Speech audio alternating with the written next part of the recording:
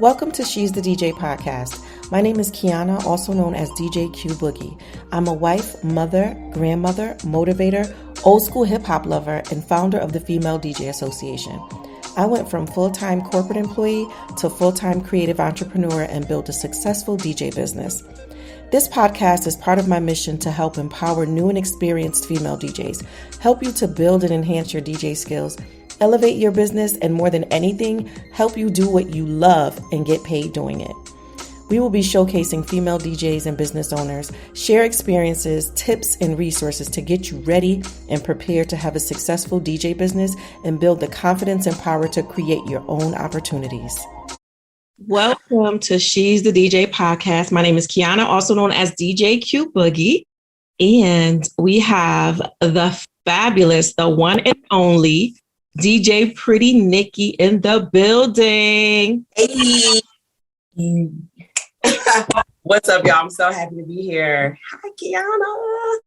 I'm sorry, Q Boogie for those, who know our DJ names. Because Pretty Nickie, they call me. How are you, my friend, my family? I am living the dream. I was telling you a little while ago that, excuse my voice, my daughter was in a pageant last night and she did some of her best singing. And so I did some of my best momming, screaming like a maniac. And so my voice is a little scratchy, but life is good. It's really good. Listen, you're not supposed to have a voice right now.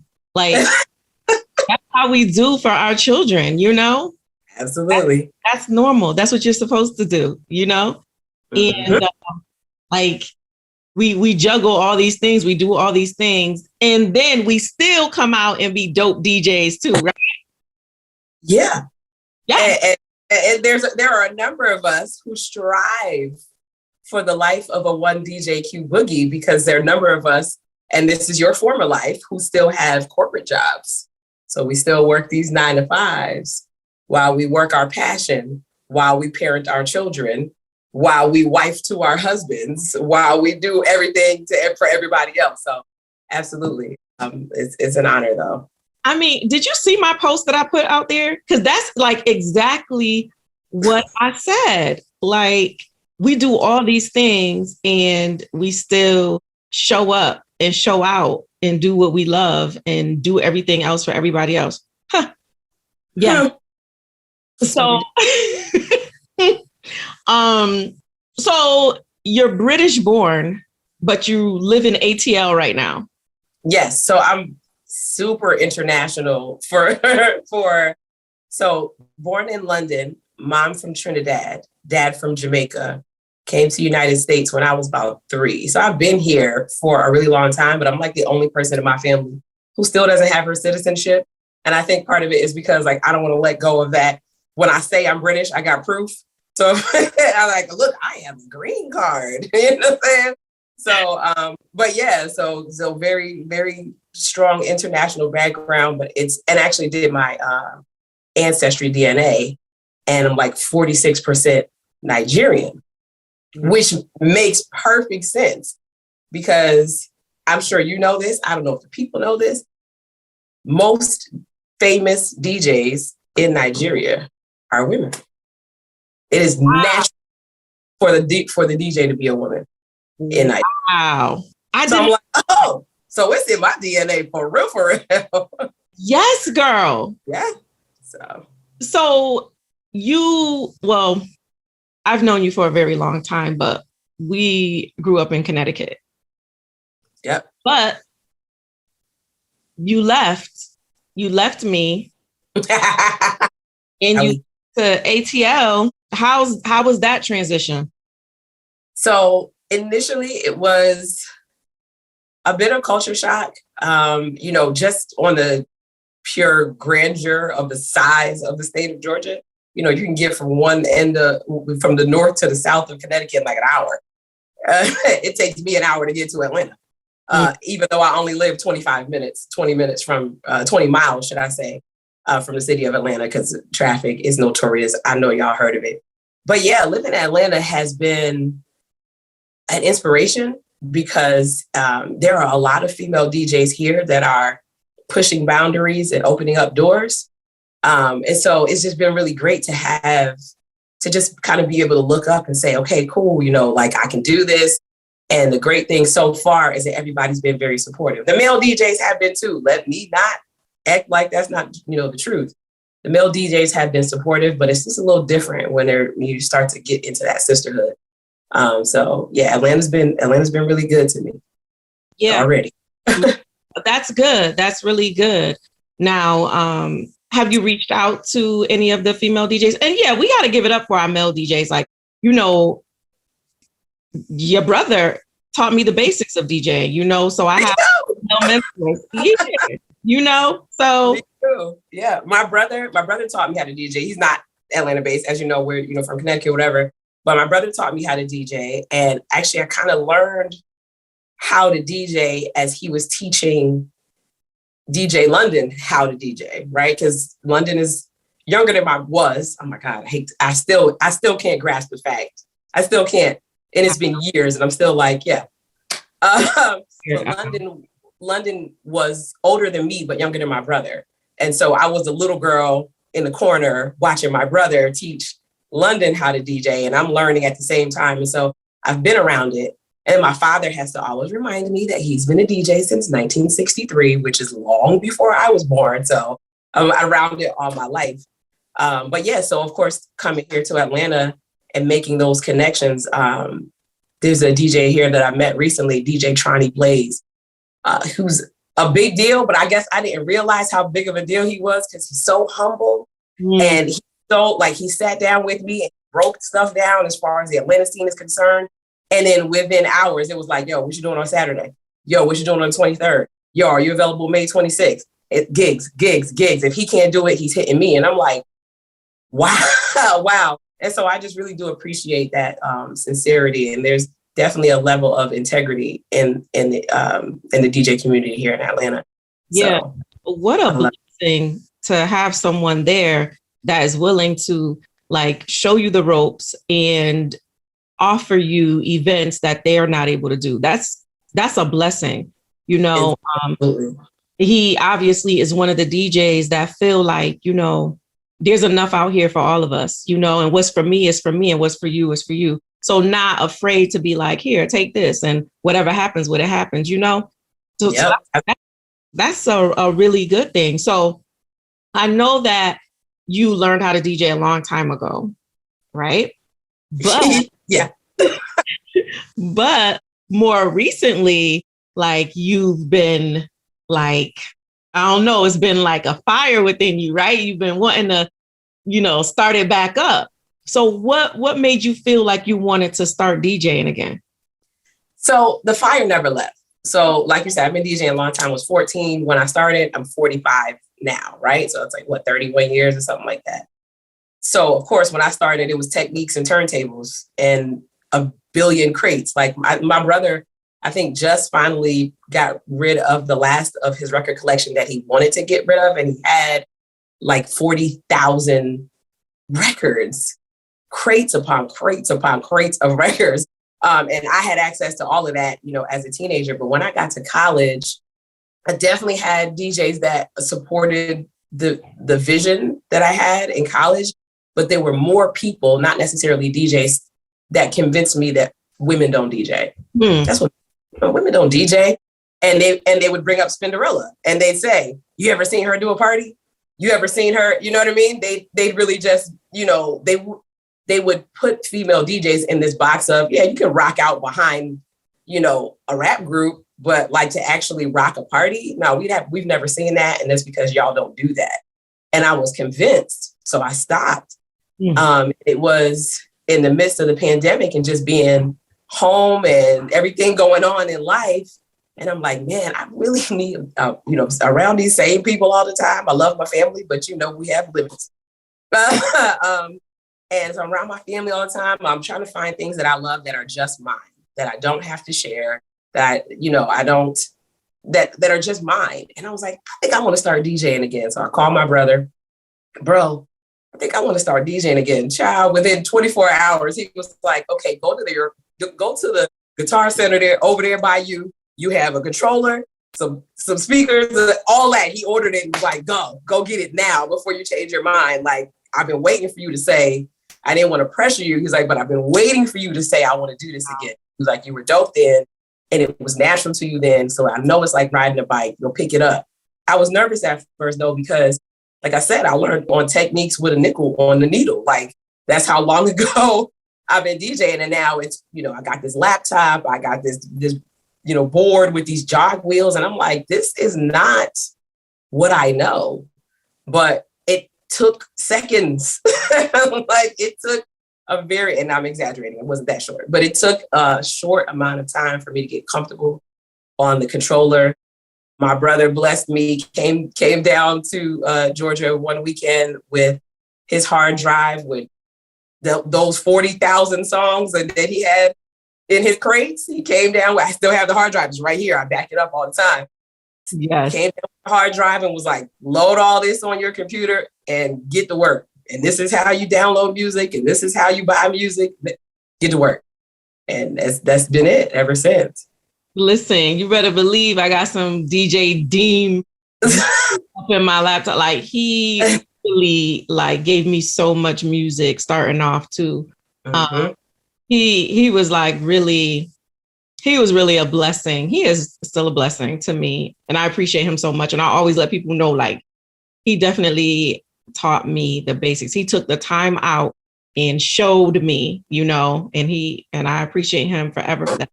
And you and I, we have like a similar story about, me expressing to someone that I wanted to DJ years and years ago. And then they came back, someone who I respected, and I looked up to, and a female. And she was like, why would you want to DJ? That's so boyish. Why would you? So it was like, girls don't do that. So right. Then a long time ago, I was just discouraged to do it. And it's so crazy that, now, 14 years ago, I got the courage to just come out and be like, this is what I want to do. And this is what I'm doing, Right. Yeah, that's kind of, it's kind of crazy. And look at everything now, Right.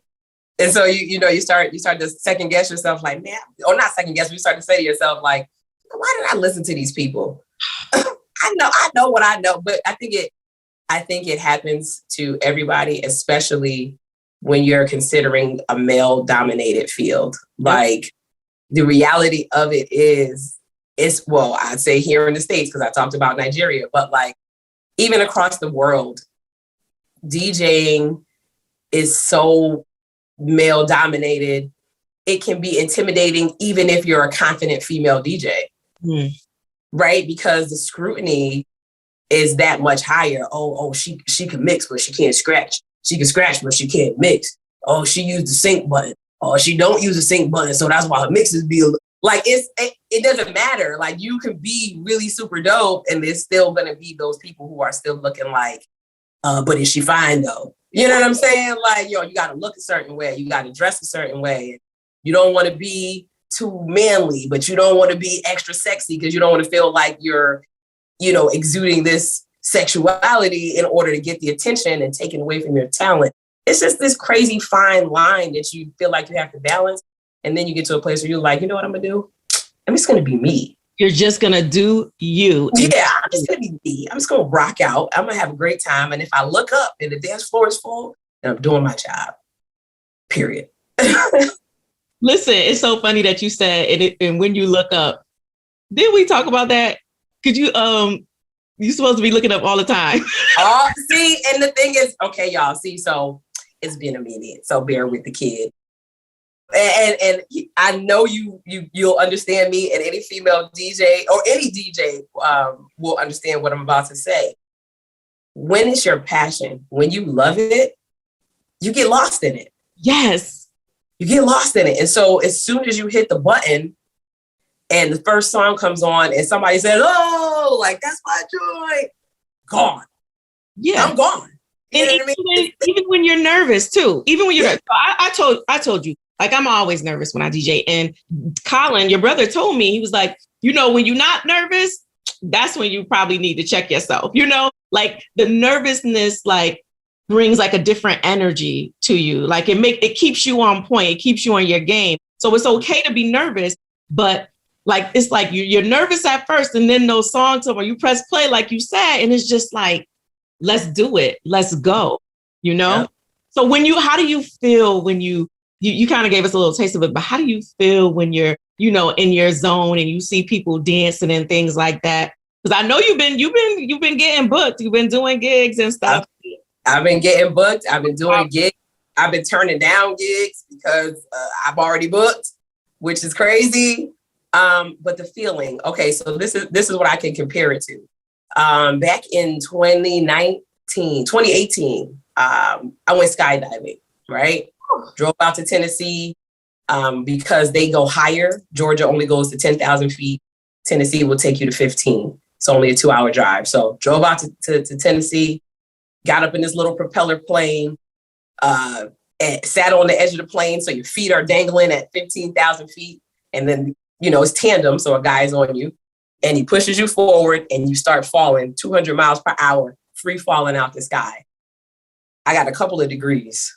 HU, you know, and I also went to UConn. I got a couple of degrees, but I could never find a word to describe the feeling that I felt free falling out of that plane. DJing feels the same way. Ooh. I don't have the word. I'm like, I know I have it. I know I have the education. I don't have the word. It feels just like that. Listen, you explained that so well, though. Like, I felt it, you know, I felt it and I see it because I'm a visual person too. But I get it. I get that feeling. It's so funny because I tell people that Billy tells me, my husband, he tells me, like, when I start DJing, I turn into this different person. Like, still me, but I turn into like this different, like I turn on, it's just different. It's like I'm in this zone, this vibe. And he was just like, you know, he can't explain it. So I get it. I get it. That's like, it's beautiful. It is a beautiful feeling. I just, like I said, I can't describe it, but it's a drug for me. And I like it, going back to the skydive. I remember when I got on the ground, he's recording the whole thing. And he's like, how do you feel? And I was like, I want to do it again. That's all I could think to say. I couldn't give him a word about how I felt. That's how I felt about DJing. It's just like, I want to do it all the time because the way it feels. And then no disrespect to the crowds and the people and the clients, but I'm like, you get to enjoy being in my space because like this is my space. Come with me. Let me take you on this journey. Let me take you on this musical journey. Let me curate the vibe and take you on this journey. And you get to join me. We gonna jump out this plane. Let's go. I'm the instructor. Hold on. We about to go. Let's go. I can't wait to like be in the same space with you while you're DJing. Like, first of all, I think both of us together will be acting up. All right. Absolutely. Be a lot of I know for a fact that we would really be acting up. And funny that you say that. I keep everything for me is like always comes full circle. So I talked about Nigeria. Of course, we don't know. I don't know if you've ever done your ancestry. If you ever get an opportunity, please do it. But a lot of the female DJs, the most popular ones in Nigeria are duos. DJs together, and they just kind of vibe out together in one set. And it's no like rehearsal. You don't know who's going to do what. But so your homegirl might rock out for 30, 40 minutes and then you come, but she's right there with you, jamming, whatever. So, I mean, we can bring the vibes. That's not the concern. Definitely. Seeing that too. And I love that so much. I love that so much. So, wow. Yeah, we got to make that happen. We got to figure that out, first of all. Absolutely. Make that happen because, you know, our energy is like, you know, our vibe is, you know, like, easy. I think it'll be dope. I know it'll be dope, actually. So, I know that you posted some footage of a photo shoot. And I was like, look at my girl. Oh, man. Showing up, you know, and we talked about like, you doing the photo shoot, and we know that it's important when you're starting to brand yourself and things like that. But tell me how that experience was. Because is this like your first photo shoot? So this is my first photo shoot that is not family oriented, right? I've done, of course, mom, things of that nature. I've done photo shoots with my family, never on that scale, but DJing, this is the first thing that I've pursued that I don't have any reservation about going up to a stranger and saying, I'm a DJ. Hey, I'm a DJ. I'm a DJ. You know what I mean? Like, this is like the first thing that I'm like, well, maybe the second, because like I don't have no problem telling anybody I went to Howard. That's not an issue, but that's a place I went. It's not something that I do. Anyway, but so I was like, okay, I see I gotta have a legit photo shoot. DJ Q Boogie got this fly photo shoot, all these fly photo shoots on our website. I gotta come with it. I gotta at least get to my sis level, what I'm saying, or close to it if I can. And so I got a photographer, and I was like, man, like, I wonder, maybe I should get a stylist. Like, I've never done that before. So I hire a stylist. She comes the couple days before the shoot and brings some clothes. And I'm like, I'm in tears when she comes to the house, like when I'm trying on the clothes, because I'm like, one, I would never pick the outfits. And two, I'm like, I'm kind of cute. Like, but that self-confidence, I was not there 10 years ago, 5 years ago, 3 years ago. Right. And you talk about that too. So how do you feel? So you obviously had some like self-esteem issues and stuff like that, right? How did you break through that? Like, how did you do that? Time and prayer is really it. And understanding that the approval is not needed from the people.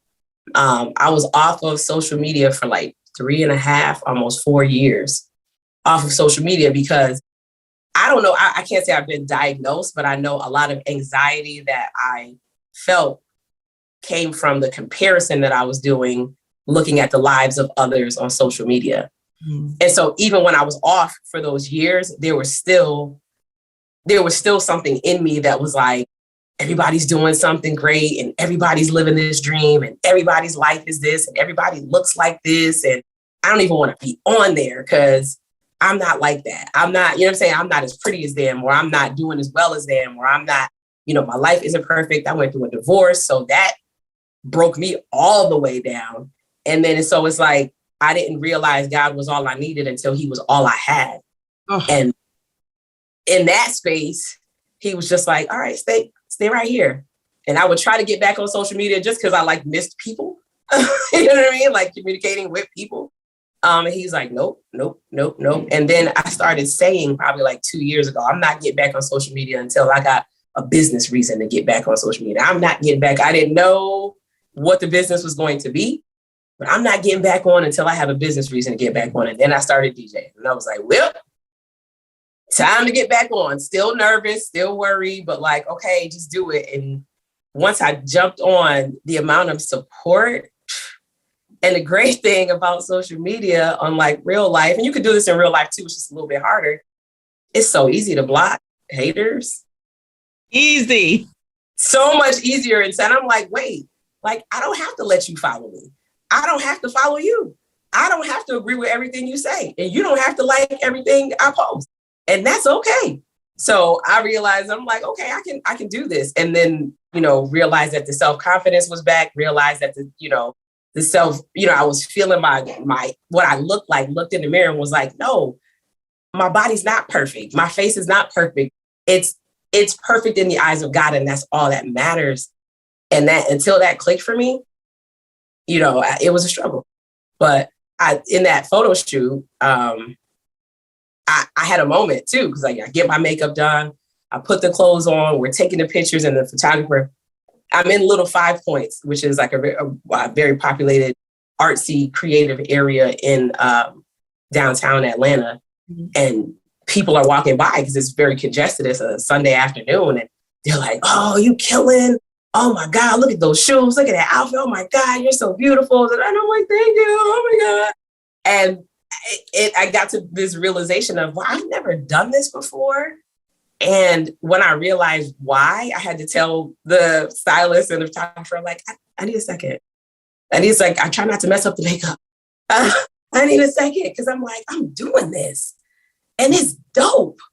And this is like, this is crazy. Again, something that I really can't put words to how it felt, but it feels so good. And I'm like, I'm not letting nobody take this feeling from me. Not right now. Are you like trying to make me cry? Not really, but that's what happens sometimes. But yeah, it's a self-confidence that even to the extent where I look at the female DJs out here in Atlanta, everybody's beautiful. Tracy Steele, gorgeous. Stormy Monroe, gorgeous. Queen of Spades, gorgeous. I mean, these chicks drop dead. And I'm like, yo, I can't compete with them. And then I looked at my pictures. I said, wait a minute. I can absolutely compete with them, but but here's the catch. I had the wrong word in my head. Don't have to compete with them. This is a sisterhood. They'll support me just like I'll support them. And like, it's enough gigs for everybody. We can't all be everywhere at the same time. Certain people can afford at certain levels. It's something out here for all of us. We can all eat. And I'm so honored that I found this space of self-love and self-worth. And I really, really hope, I have 3 daughters, as you know. I really, really hope I can get them here before 45. You know, like they're about to be 21. The twins are going to be 21. Youngest is 14. I really hope it doesn't take them until 45 to get here, but it might, because life has to happen in order to get, to and through these spaces. But I really hope it doesn't take them this long. Like you said, so many things that I could like just bounce off of. But first of all, you're absolutely beautiful. You are stunning. And the first time I met you, I felt like that. You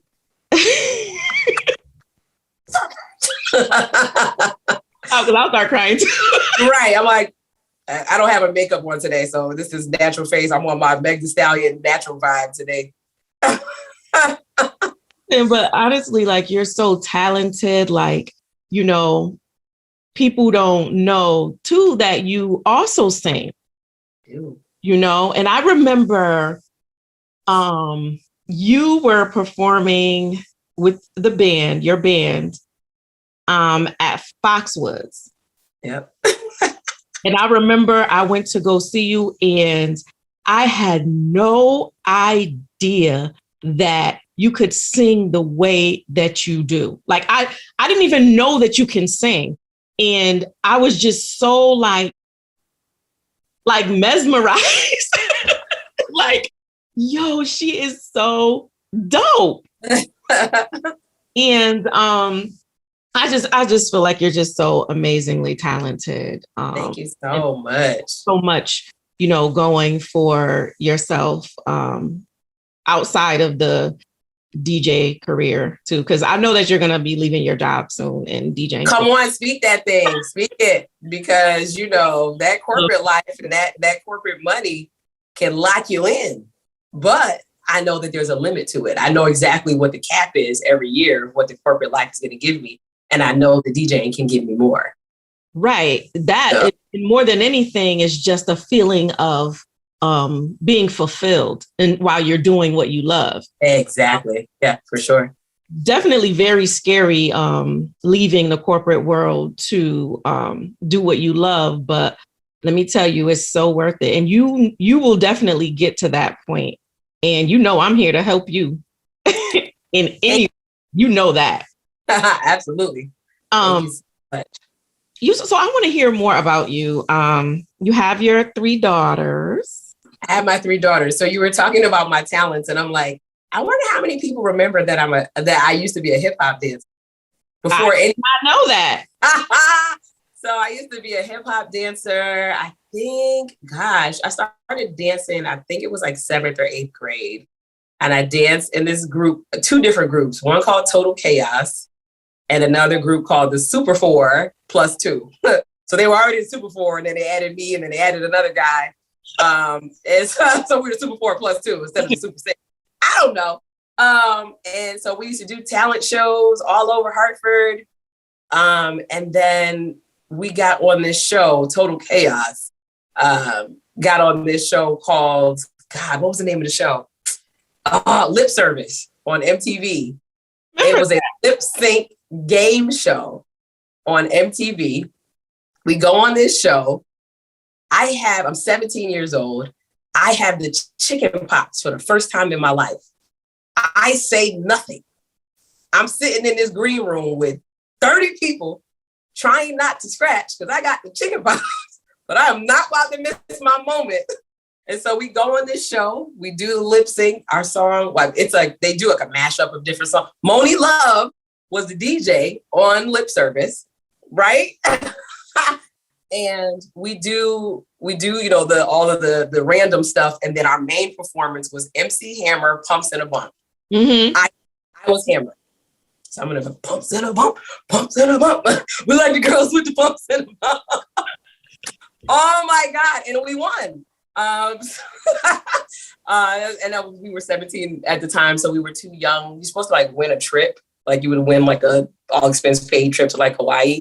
But nobody told us that because we were 17 that we wouldn't win the trip. So they gave us consolation prizes instead. And we got TVs, mixers, which is funny, like actual mixers to go with like turntables, but no turntables, just mixers. Wow. And like cash. So little known fact about me, and shout out to my homegirl Cookie and my homegirl Brittany, who you know, because Brittany, who is a dope makeup artist out of Hartford, was also on the show with me. Wow. Now I know Cookie too though. But yeah, that's right. You do. Yeah, the three of us on the show. Come on now, Brett.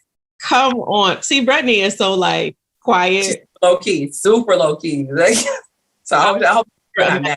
I also have footage. You. I need to see like footage. Oh, I have footage. But you can send it to me. Yeah, I do have footage. It's hilarious. I should put it on YouTube. Cookie, don't kill me. I love it. So that's a little known fact about me. I have 3 daughters. One is at Alabama State, which I talked about earlier. She's a sophomore finance major who can sing her behind off. My God. My other daughter, her twin, is here in Georgia with me. She is also a mom. I have a granddaughter, Milan. She's so yummy. So yummy. Anyway, and so her mom, Peyton is in medical assistant training. She's doing really great in that. And then I have a 14-year-old who is finishing up her freshman year at a performing arts high school where her concentration is also voice. And she's a little baby powerhouse too. So you come from a singing family. Lots of fun, lots of singing in here, lots of harmonizing. We said we were going to do, we'll see. We said we were going to do, once Paige come home from school, we're going to do 30 days of TikToks. Every day we're going to do like a singing TikTok every single day. We'll see how that goes because we're slackers and lazy. So when it comes to TikTok anyway, we might be like, ciao. Yeah, TikTok, its own animal. I don't know. It's a lot. I don't know anything about it. I'm grandma when it comes to TikTok. Like, I'm like, now what the TikTok do, child? Because that's, I don't know. I'm not cool when it comes to TikTok. What do they say about you starting to DJ again? Getting back to it. They love it. They think it's so dope. So during the photo shoot, this was actually just this past Sunday. During the photo shoot, the stylist was taking, behind the scenes footage, and I'm sending it to the girls. And at the end of the photo shoot, I have a video message from Paige, that's the one that's at Alabama State. And she's crying and telling me how proud of me she is. And I can't believe I'm about to cry now, Jesus. The 3 of us, it was 3 women. The photographer was a woman, the stylist was a woman. And we're all standing on the side of the street watching this video from my daughter because we're all moms, tears running down our face. And she was just like, I'm watching you finally do something for yourself. You do everything for us. You did everything you did everything you could to make sure our lives were great, and you're still doing that, but you're finally doing something for yourself, and it's so dope to watch. So they're excited about it. They're excited about it. I'm glad I don't have any makeup on, y'all, because child away, if these glasses are hiding these tears that are trying to try to come down.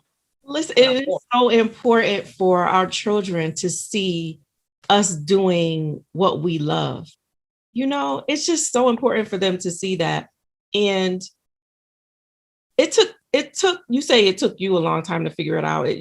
I'm the same way. Like, it took me a long time to figure out that I am supposed to be DJing, and I'm supposed to be helping other female DJs or in other DJs, period. Like, it took me a long time to figure that out. But we are here, girl. We are making it happen. Hey, sorry. That was one of my routines. We go here, 1, 2, 1, 2, 3. Oh. Listen, I thought that I was going to be a dancer. Okay. But that's okay. I still, I remember one time I was dancing. Me and Colin were out at the Cloud.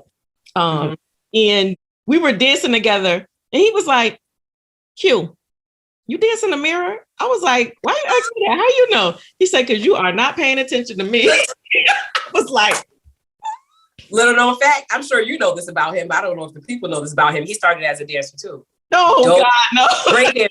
Yeah, he was a break dancer.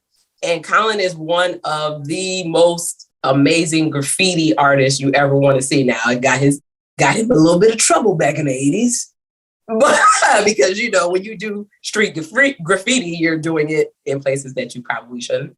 But he used to run with my cousins out in the Bronx, and they'd go tag, subways and all that type of stuff. Colin is that guy, a dope break dancer. He used to, I don't know if you remember the move where like the dancer is doing something and somebody's on their head, kind of like this. Like I was the person on Colin's head. Yeah.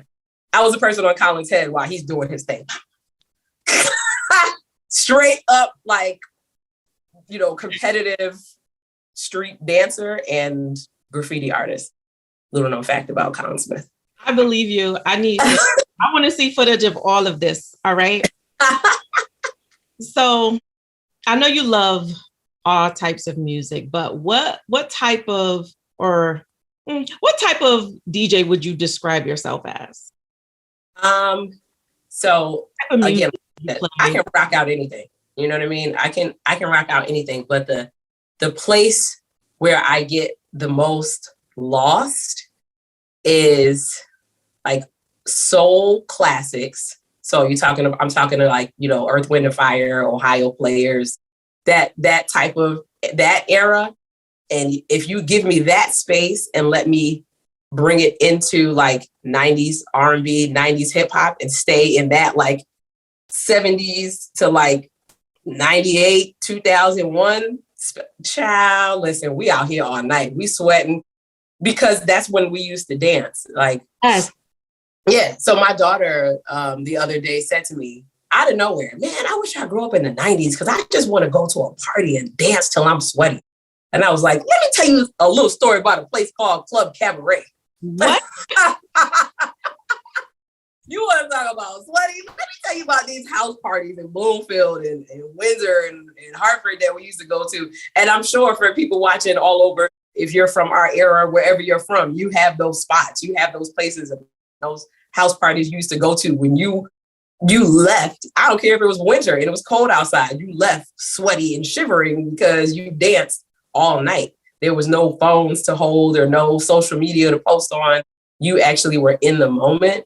And I think that's probably why that genre of music and those eras, that like 30-year span is like my sweet spot. Cause I want the people dancing. Not that they won't dance to the current stuff or, different.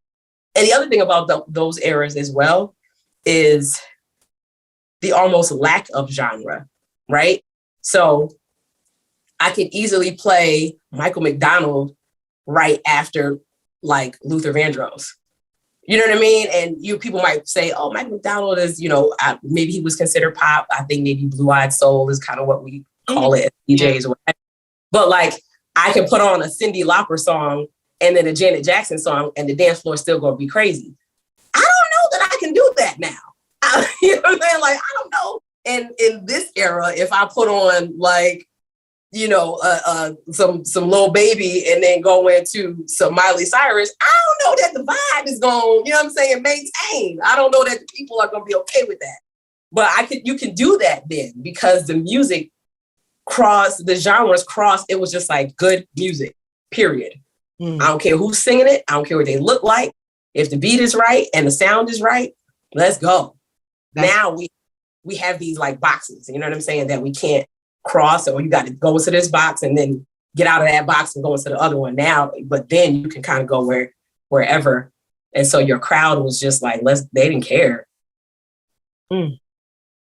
Listen, I like to play whatever I want to play. No, I'm just joking. I mean, seriously, it depends. I mean, you know, if you're DJing an event, you gotta, you know, play what they want you to play. But right. I like to throw some surprises in there sometimes, you know. Mm-hmm. People be like, oh, shoot, you know, I ain't hear that in a long time. Oh, wow. Listen. You know, you put on I Can Feel It by Phil Collins, the people gonna fall apart. It don't matter. Like, they hear that, they hear them drums, and they're like, oh, immediately. You know what I mean? You play Pour Some Sugar on Me at an old school R&B event, they're gonna sing that song. Because when we was in the 8th grade, we was rocking the Bon Jovi. That was the song. You see what I'm saying? Listen. So many great like I will still play Madonna right now, you know. I'll listen, the hits, the U2s, and the just everything, all of that. Yeah, absolutely. So that's why that era is, that 70s, 80s, 90s is my sweet spot, and it's because of that, the diversity of the music, and the lines were very blurred as far as genres are concerned. Mm-hmm. Not so much now. The lines are like, there's walls in music now. Not a bad thing, but not a great thing as a DJ. So what's one of your like memorable DJ moments? Whether you're DJing a party or watching another DJ or anything like that? So when I was, I think this is high school. I'm pretty sure it's high school for me. It's a DJ named Ron G, mixtape DJ. I had seen Kid Capri, and he's number 2 on my list. My brother's number 1. Kid Capri is my favorite DJ that I'm not related to. So I had been to parties where Kid Capri DJ'd, and it was memorable. But Ron G, I just never got to go to a Ron G party. I only had the mixtapes that I would play, you know, at my house or whatever, my little boombox. And I finally went to a Ron G party. I feel like it was at Loomis Chaffee. Why was Ron G at Loomis Chaffee? I have no idea. This is like 92. Man, I was like, I don't even know if I danced. I think I kind of just watched. Like, I mean, his blends, he was like the king of blends. And I was just like, man, I really want to do that. I remember leaving that party and not being able to hear that well, because I stayed by the speakers and stayed near him, so I could see what he was doing and how he was doing it. And like, my ears were shot for like days after that Ron G party. Where is Ron G? Where you at? Like, he's on my Instagram. Let me follow him. I'm gonna find you, Ron G. You're dope. You're a legend. I don't know if you're still DJing, but you're dope, sir. He is. He's been that is Ron G. And he has like a morning show. Oh wow, this was okay. I gotta check him out. So what is a tip that you can give new or experienced DJs about, you know, their DJ journey? You know, it could be anything about like maybe investing in themselves, like how you invested in yourself by doing the photo shoot and getting the stylist and things like that. You're going to do your website. What are some other tips that you can give new and experienced DJs or practice? Practice. Period. Practice. You are not Allen Iverson. We talk about practice? Yes, we talk about practice. Practice. Because just like any sport, just like any talent, just like any gift that's bestowed upon you, you have to honor it and hone it and cherish it. Technology changes. You know, we on these controllers and these boards now. I can assure you something new is coming. Practice. Like, man, you know, get in your space, get in your headphones, get on your laptop, whatever it is you have to do. And the blessing of technology and social now is to be able to go on YouTube and get tips and tricks from, you know, world-renowned DJs from all over the world are, you know, sharing the wealth, sharing the knowledge is not something that you have to invest in a class or, you know, be certified in like so many other professions. That's one of the beautiful things about DJing is, you know, there are people like you who are willing to share their wealth and share the wealth of knowledge that they have about this community. So practice, do your research. And something else that you have taught me that I will share with people, know your value, know your worth. Man, I'm trying to tell you, I had to almost all but laugh at somebody when they gave me their budget, asking me to do a 5-hour event for 3 figures, not per hour, for the whole 5 hours. I was like, no. No. And here's the other part. I can't even refer anybody to you. Here's my suggestion. Plug in your iPad. I don't know what to tell you. I'm like, yeah, I would dare not even tell a startup DJ who is, you know, getting into it, but has invested in themselves to take something of that nature. So knowing your value and standing in it and being, you know, okay with saying no to people who can't afford you. That's okay. Oh, you make me so proud. I'm learning this stuff, y'all. You know what I'm saying? I be paying attention. Because everybody's not your client, and that's okay. That's it. There's a reason why everybody doesn't have a Hermes bag, a Birkin. There's a reason why everybody doesn't have it. It's not for everybody. Period. Like, as a matter of fact, it's some people that have it. It's not for them either. They just stumbled across a few thousands of dollars and bought it, and they ain't got no business with it. They don't even know the value of it. So, child, stay in your lane, but know your worth. Great. That's a shirt. Yes. Thank you. I got it from you. But I'm saying great tips. Great tips. I'm so proud of you. And I'm just so proud of you. I can't wait to just see you in person and just hug on you and squeeze you and watch you do your thing, you know? So I have one last question. And this is what I ask all the DJs that come on here. I feel like I'm nervous. No. I'm like, this is getting real serious. So, you know, when we're DJing events and things like that, weddings, we have to play walkout songs for people. You know, they have their song that they want to walk onto the stage to. So what would your walk on song be? I want to see you dance to it. And what lip color are you wearing when you're walking out in your home?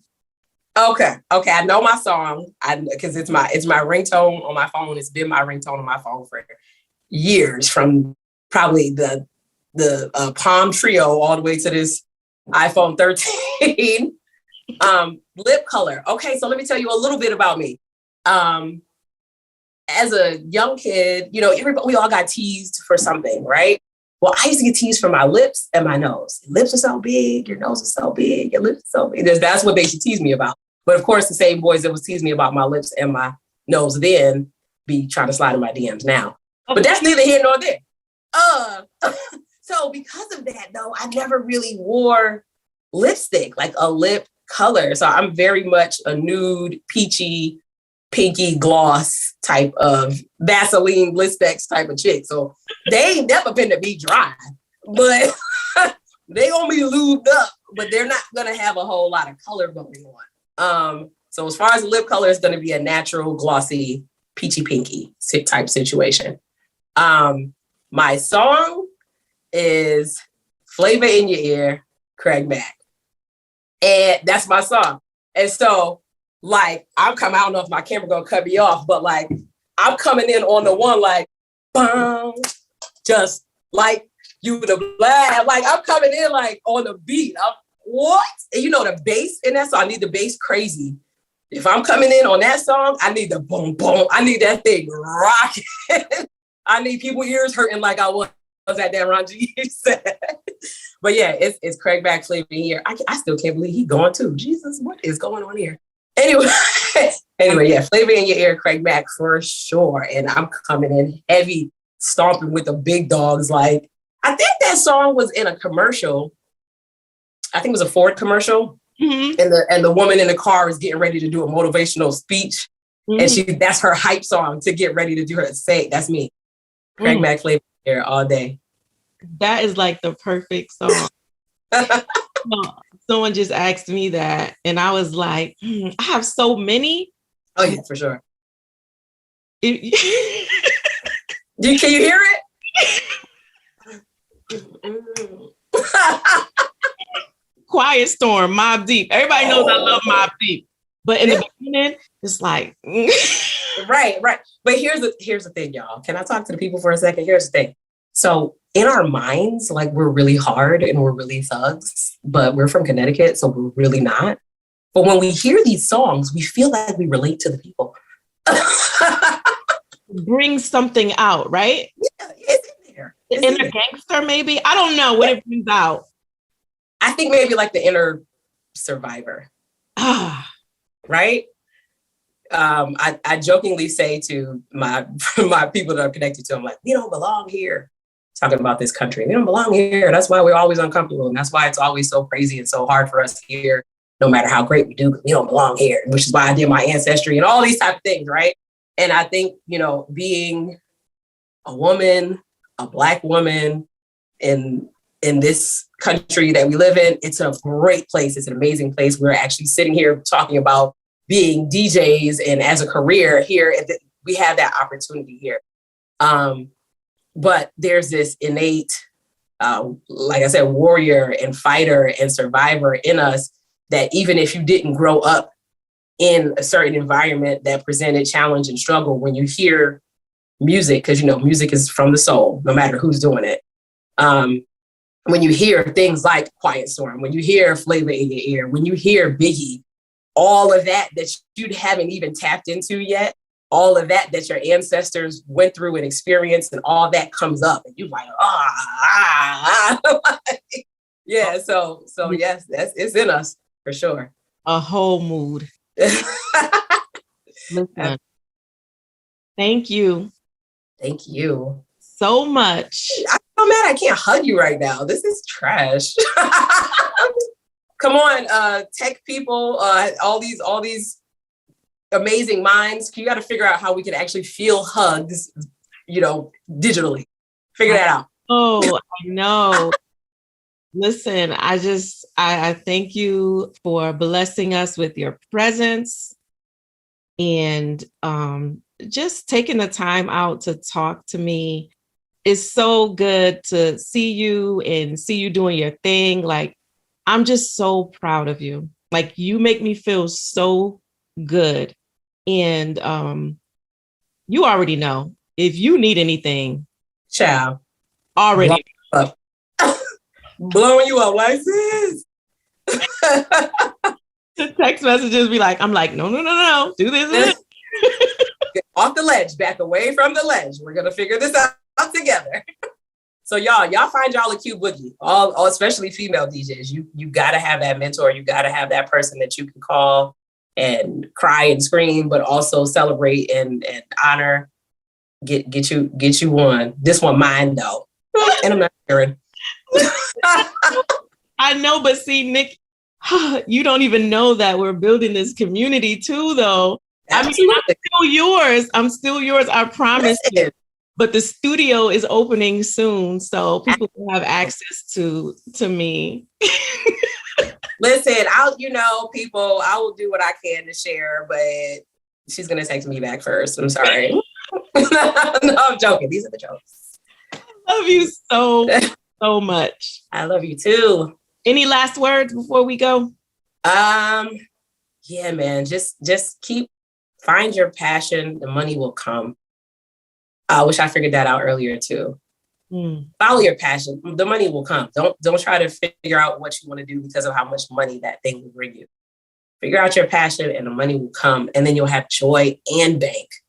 That's a win right there. That's a win right there. That's it. Do your thing. And amen to that. See y'all later.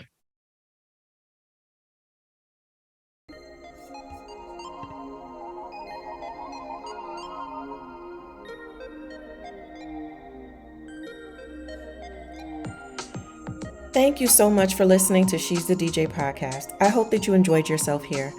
DJ sisters, if you would like help and support to build your DJ business and elevate your DJ skills, sign up for our email list to get news about the launch of our Female DJ Association community called The Studio. You will also get tips and resources, giveaways, and a lot of other great information to elevate your DJ business. Go to djqboogie.com/about-FDJA to sign up. Connect and interact with us on Facebook and Instagram at Female DJ Association. See you soon.